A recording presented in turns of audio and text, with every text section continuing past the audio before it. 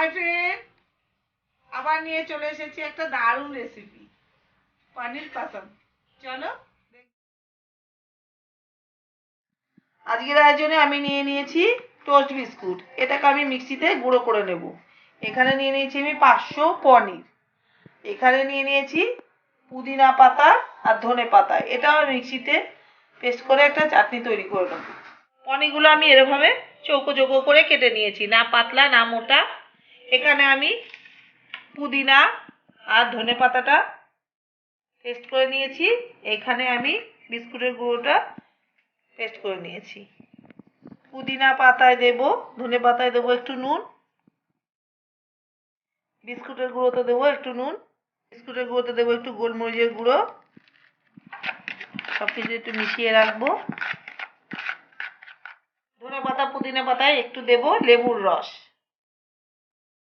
একটুখানি দেব লঙ্কা বাটা, একটু ঝাল ঝাল হওয়ার জন্য, টেস্টটা ব্যালেন্স হওয়ার জন্য দিয়ে মিশিয়ে দেবো।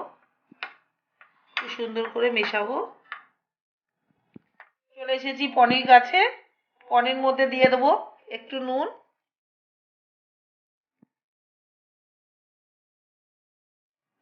একটু গোলমরিচের গুঁড়ো,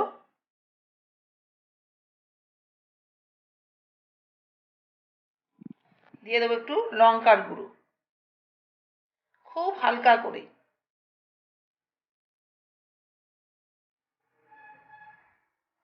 পনিরগুলো এপিট ওপিট করে নেব যাতে দু সাইডেই মাখানো যায়।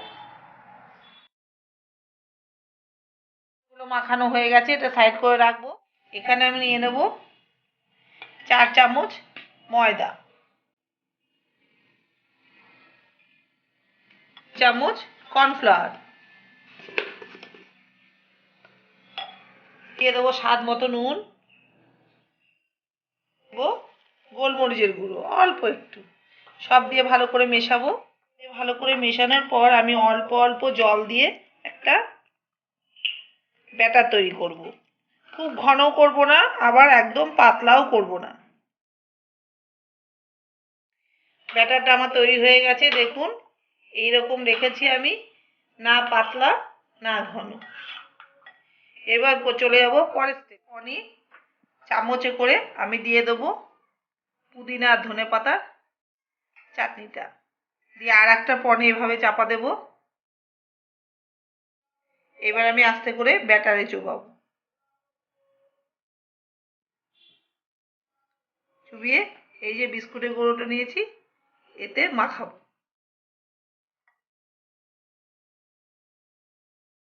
এইভাবে করে সবগুলো আমি তৈরি করে নেব। সবগুলো আমি এইভাবে করে তৈরি করে নিয়েছি। একটা সিঙ্গেল ছিল, ওটা আমি এইভাবে রেখে দিয়েছি। এইবার চলে যাব ভাজতে। কড়াই দিয়ে দিয়েছি সাদা তেল, তেলটা গরম হয়ে গেছে। এবার গ্যাসটা আমি একদম কমিয়ে দিয়েছি। এবার আমি একটা একটা করে ছাড়বো, একদম লো ফ্লেমে রাখতে হবে।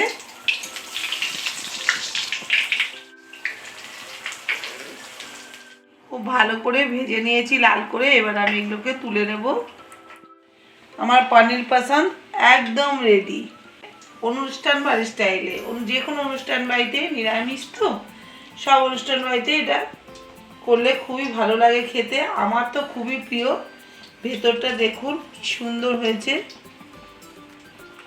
এই দেখুন ভেতরটা একদম নরম আর ওপরটা ক্রিস্পি।